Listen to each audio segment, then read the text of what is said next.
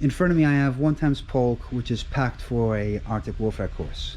It consists of 2 4-man tents, 1 10-man tent, 2 belts, 2 drag ropes, 2 sets of refueling gloves, 2 avalanche probes, 1 machete, 2 Laplander saws, 2 survival knives, 2 sets of cooking pots, 4 stoves which will live in its own casing. They all get given their own fuel bottle, and they also get given 2 funnels per team. 1 Coleman lantern with enough lanterns to last them a good few days.